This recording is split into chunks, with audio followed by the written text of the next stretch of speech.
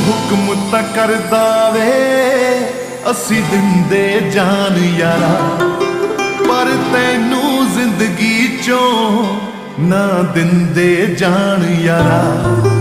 ਤੂੰ ਹੁਕਮ ਤਾਂ ਕਰਦਾ ਵੇ ਅਸੀਂ ਦਿੰਦੇ ਜਾਨ ਯਾਰਾ, ਪਰ ਤੈਨੂੰ ਜ਼ਿੰਦਗੀ ਚੋਂ ਨਾ ਦਿੰਦੇ ਜਾਨ ਯਾਰਾ।